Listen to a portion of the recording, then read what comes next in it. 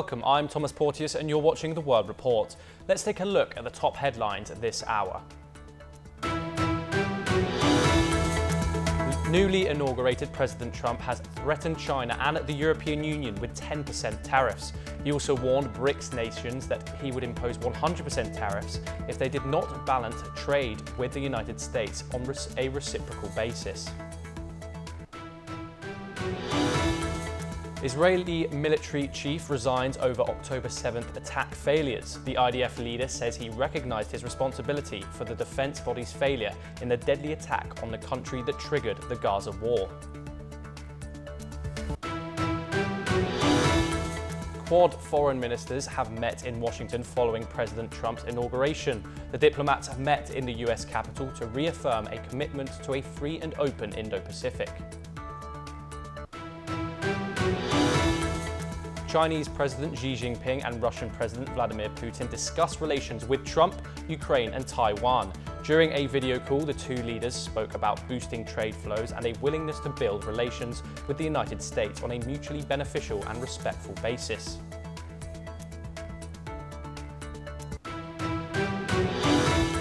Russian President Vladimir Putin held talks with his Chinese counterpart Xi Jinping, continuing the annual tradition to speak around the new year. In a video conference, Xi expressed his readiness to guide China-Russian relations to a new height.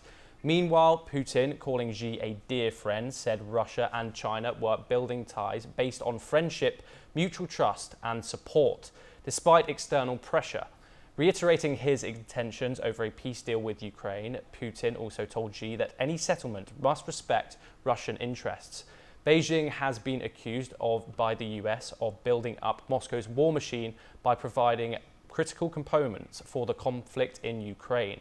The two leaders' dialogue comes hours after Donald Trump swore in as the US president.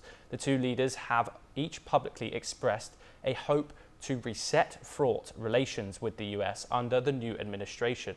However, Trump has held different views.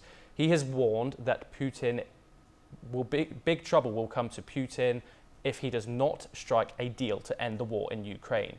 Additionally, he has threatened tariffs on Beijing, calling it an abuser. Such complexities put the fate of the ongoing Russia-Ukraine war at stake. For more on this discussion, the Russia-Ukraine conflict and President Trump, we are joined by two guests, Gilbert Doctorow, Russian affairs expert in Brussels, and Professor A.K. Pasha, international affairs expert here in New Delhi. Gilbert Doctorow, I wanted to come to you first. What have we found out about this discussion with Xi Jinping and Vladimir Putin, and what does Trump's response tell us? The discussion, the telephone conversation, it was not just telephone, it was video as well. So it was a virtual meeting of the two. This was featured in last night's state news on Russian television as being one of the most important developments of the day. Indeed, the two leaders were celebrating the achievements of 2024 when their mutual trade reached the figure of $245 billion, which was a new record, and really is quite impressive. Russia is now the fifth largest trading partner of China, and China is the single largest trading partner of Russia. This achievement is indicative of the hopelessness and foolishness of President Trump threatening either of these countries with punitive tariffs or with new sanctions should they not come to heel and follow the dictates of Washington. The errors of the Biden administration, which had a foreign policy based, that is values based, so to speak, that foreign policy seems to be identical with the first moves of Donald Trump in what is supposed to be a realpolitik and interest-based foreign policy for the United States. So at the moment, there's no distinction. Mr. Biden, by his pressure on both countries, forced them into one another's arms. They were not natural allies, but they have become very warm colleagues in building a multipolar world. I fear that Mr. Trump has not learned the lesson of this. And in his using threatening language to both or either of these countries, he is working against American interests. Professor A.K. Pasha, staying on Trump and his language, as Gilbert was talking about, Trump has also said that Putin is destroying Russia in refusing a deal with Ukraine. In what sense, if in any sense, could this be seen as true? Well, President Trump, even during his campaign for the last 6 months, he has been highlighting the need to end the Ukraine war on a number of occasions, and he has given hopes and raised expectations of many people, not only in America, that this protracted war should come to an end. But now he seems to be under the influence of the so-called deep state, which he wanted to contain. But you see, the last 4 months rigorous support by the former Biden administration of giving missiles and extraordinary support to Zelensky in his war efforts, the Kursk offensive, all that the American think tanks and other people were articulating that it has strengthened the hands of Zelensky in particular on the peace talks. But that has had no impact on Putin and the Russian offensive. So in that way, Russia is now dictating from a position of strength over the inroads they have made in eastern Ukraine.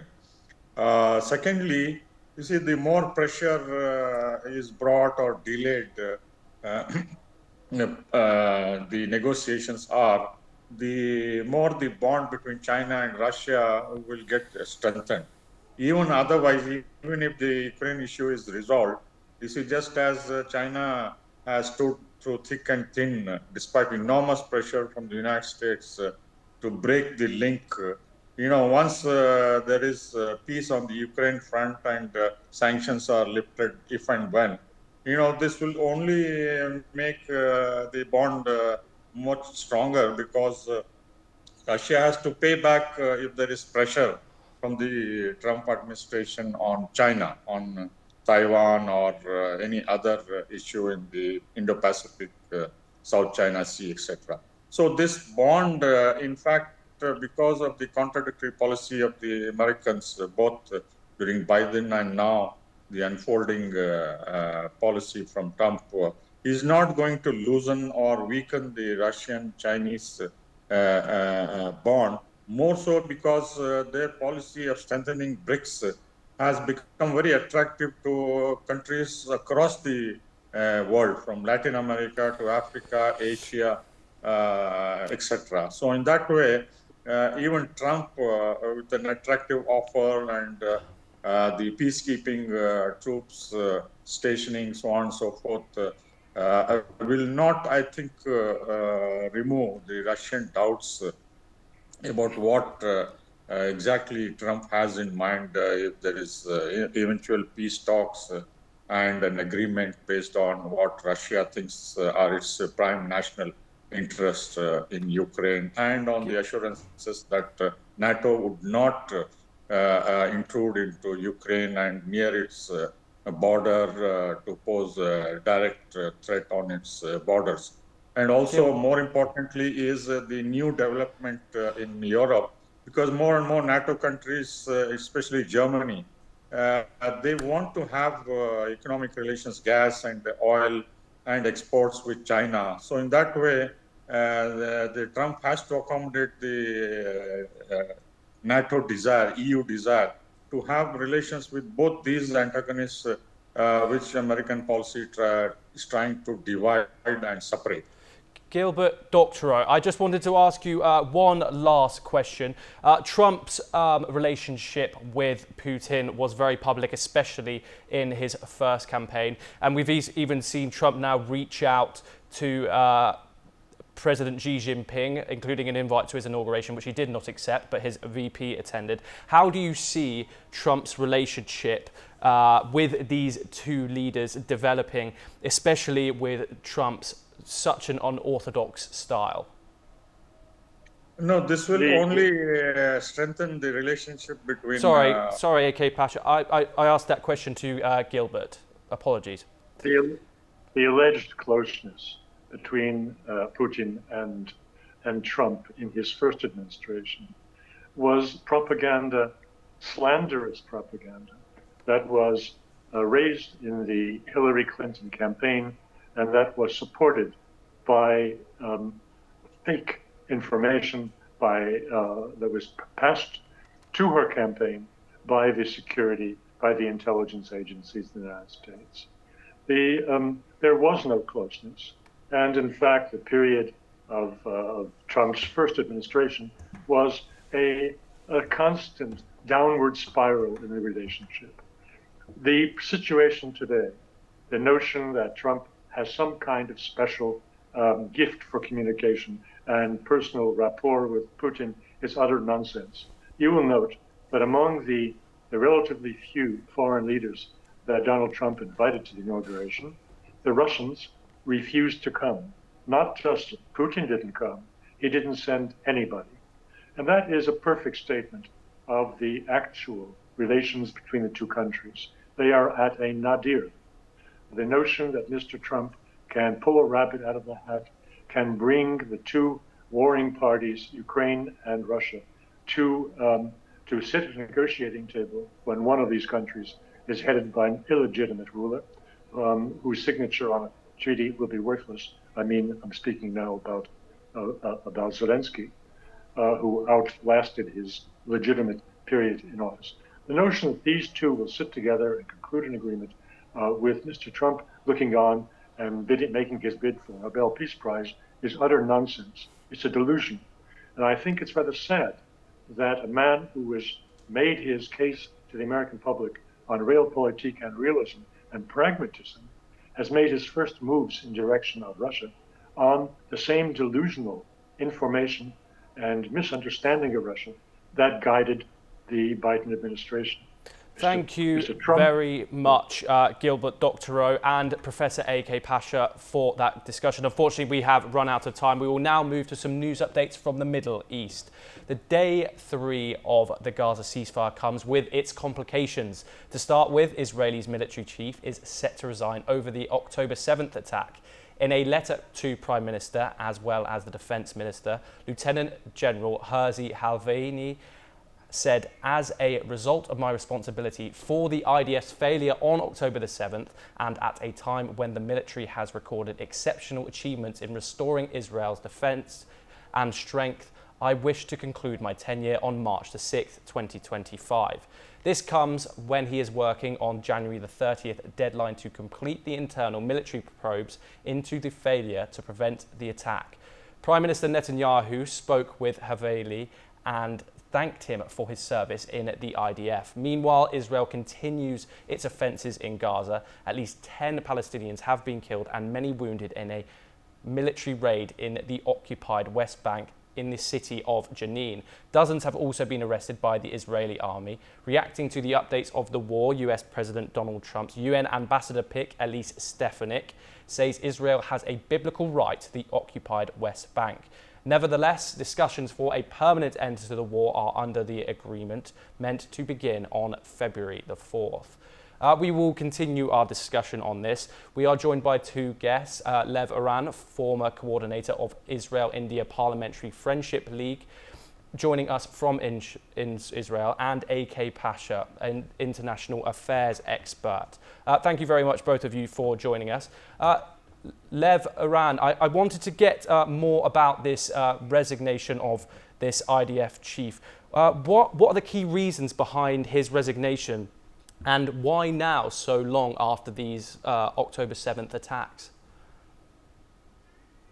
We all expected that Halevi will resign because it was his responsibility on October 7th. And not for a single moment he denied that he was the chief of staff, he was the army chief. It was his responsibility to protect the villages and cities next to the Gaza border. So it is not a surprise that he resigned. It is not a surprise that he took responsibility. It is a bit of a surprise that in a way the Netanyahu government still think that the responsibility is only on the army, that the responsibility stops with the army, and the politicians, prime minister, defense minister, and so on, they should not take responsibility. So for the let's say last half a year, there was an open feud between the army and the government. As far as the army is concerned, also the paradigm of Netanyahu was part of the failure, while as far as Netanyahu is concerned, it is a purely failure of the chief of staff and the army. Professor A.K. Pasha, I want to move on to you. How could this resignation influence the relationship between the military and the Israeli government? Also, is there a chance of us seeing some different tactics from the IDF after his resignation? You see, the resignation of the army chief, it was in the making. It was widely speculated quite some time back. But because Prime Minister Netanyahu prolonged the war or invasion of Gaza, he was duty bound to carry out, especially questions were raised after the defense minister's resignation, General Gallant. Although he has accepted his responsibility in the October 7th Hamas attack, which is well known of his stand from the very beginning.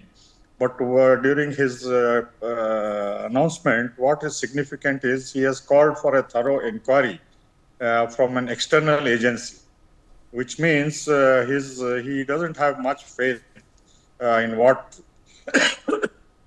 Prime Minister Netanyahu may do because of the differences on the issue of releasing hostages, on the issue of defeating Hamas and extending the war to Lebanon. There were fundamental differences between the Prime Minister and the army chief. So I'm not surprised that he is now calling for an independent external inquiry into the lapse on October 7th, although he has accepted responsibility. So this is very significant because fair play demands that there were many decisions taken by Netanyahu in the initial phase, without taking the army into confidence, as far as shifting the venue of the music festival, which became the target of Hamas attack as soon as they crossed into Israel, and also asking residents, mayors in the neighborhood to hand over their weapons to the military, and also very little security at the military cantonments surrounding Gaza, which was easy target for the Hamas. So all these question marks are there, which only an external impartial probe will be able to see whether there is a political culpability or the military was handicapped by this manipulation, which he is hinting to by the political leadership. So it is the first time that an army chief has called for an external inquiry, because all other previous inquiries, whether it is 73 war or the 82 invasion of Lebanon, all these were internal committees, and no chief of Israeli army had dared to demand an external inquiry.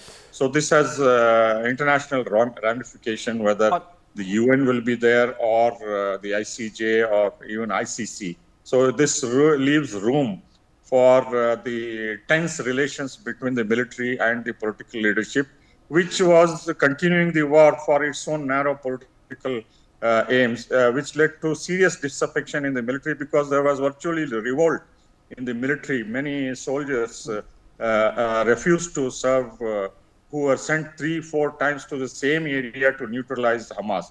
So in that Professor way, it was A.K. a daunting task. Forgive my interruption. We don't have much time left. I just wanted to ask Levaran one more question. I wanted to ask about this Iron Wall operation in the city of Jenin in the West Bank. What was its strategic aim, and does this not is this not affecting the ceasefire in a negative way? Okay, first of all, only to correct Professor Pasha, in both 73 war and 82 war, the committees were external. And Ariel Sharon was booted out from his position as a defense minister. Now about Jenin.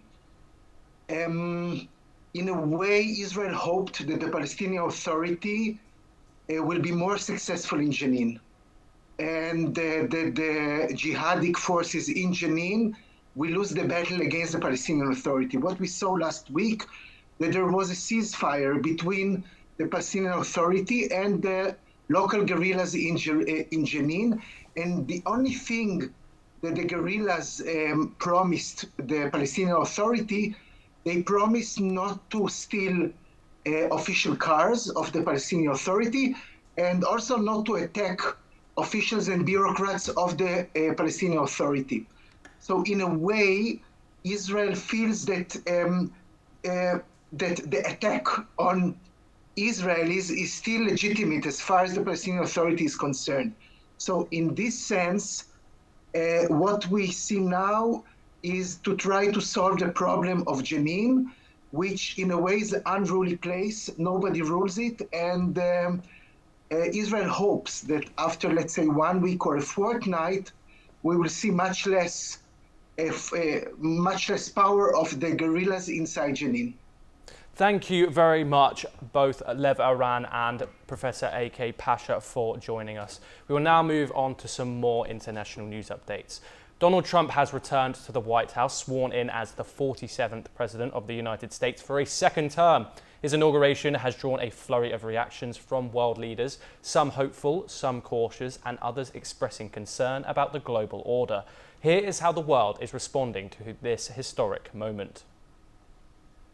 Donald Trump's return to the Oval Office has sparked reactions across continents. Ukrainian President Volodymyr Zelensky sees this as a chance to achieve real peace. Трампа, він сильна людина. Я бажаю успіху президенту Трампу, всій Америці. Українці готові працювати разом з американцями, щоб досягти миру, справжнього миру. Це шанс. European leaders joined the conversation, extending congratulations to Trump. NATO chief Mark Rutte said Trump's presidency would turbocharge defense spending, while EU chief Ursula von der Leyen highlighted the enduring strength of transatlantic ties. In Moscow, Vladimir Putin praised Trump's resilience during the election campaign. Предвыборный период был для господина Трампа во всех отношениях нелегким. На него и даже на членов его семьи постоянно оказывалось жесточайшее давление. Дело дошло до попыток покушения на его жизнь. Но он проявил мужество, одержал убедительную победу на выборах. Meanwhile, Iran expressed hope for a realistic approach from the Trump administration. ما امیدواریم که 4 سال بعد قضاوتی که الان در مورد 4 سال گذشته وجود داره در مورد 4 سال آینده واقعا وجود نداشته باشه و رویکردها و سیاست‌های دولت آمریکا واقع گرایانه و مبتنی بر حقوق بین‌الملل و احترام به منافع و خواسته‌های ملت‌های منطقه از جمله ملت ایران باشه. Brazilian President Lula da Silva was optimistic but diplomatic, emphasizing a peaceful relationship with the United States. Tem gente que fala de que a eleição do Trump pode causar problema na democracia mundial. O Trump foi eleito para governar os Estados Unidos e eu, como presidente do Brasil, torço para que ele faça uma gestão profícua, para que o povo brasileiro, o povo americano melhore e para que os americanos continuem a ser o parceiro histórico que é do Brasil, porque da nossa parte nós não queremos briga. Nem com a Venezuela, nem com os americanos, nem com a China, nem com a Índia, nem com a Rússia. Nós queremos paz. However, Germany's Foreign Minister Annalena Baerbock struck a cautious tone, acknowledging potential policy differences under Trump. Wir Europäer müssen daher auf unseren eigenen Beinen stehen und unseren Frieden, unsere Freiheit selber stärker schützen. Das haben wir beide hier sehr deutlich gemacht. As Donald Trump begins his second term, world leaders are divided. Some see new opportunities, while others brace for challenges. One thing is certain: Trump's presidency will shape global dynamics once again. Bureau Report, NewsX. Now let's take a look at some news updates from the Indo-Pacific region. South Korea's transport ministry will remove a concrete embankment at Muan National Airport after the deadly Jeju air crash that killed 179 people. Investigators are looking into causes including bird strikes and believe the embankment worsened the crash. Changes will be made to similar structures at 7 airports. The embankment supporting navigation antennas was too close to the runway end. Muan Airport will remain closed until April the 18th for safety inspections. Chinese families are seeking help to free relatives held by scam gangs in Myanmar. Hundreds, including actor Xi, were kidnapped after responding to fake job offers. Wang's girlfriend started a campaign that gained millions of followers. Nearly 1,800 victims have been identified. Chinese authorities are working with Myanmar, but legal barriers are reporting missing persons difficult. Beijing is under pressure to address the crisis. Taiwan activated backup communications for the Matsu Islands after undersea cables were disconnected due to natural deterioration. The cables will be restored by February. Backup systems will partially resume internet services for the island's 14,000 residents. Taiwan's deputy digital minister said no suspicious vessels were detected. Damage to sea cables raises concerns amid Chinese aggression, and Taiwan is working to enhance communication resilience. Nepal will increase the Mount Everest climbing permit fee by 36%, from $11,000 to $15,000, starting in 2025. This is the first fee hike in nearly a decade, aiming to cover the costs of recovering bodies left on the mountain. The new fees will also apply to less popular seasons, with increases to $7,500 and $3,750 for September to November and December to February.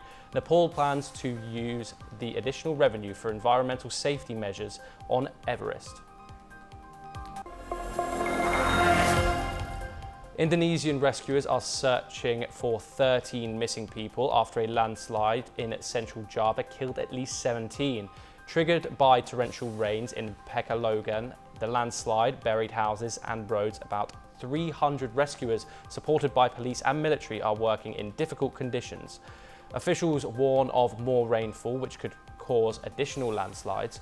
Rescue efforts are challenged by inaccessible roads and continued rain. And that is all we have time for. We will continue to bring you more international news updates.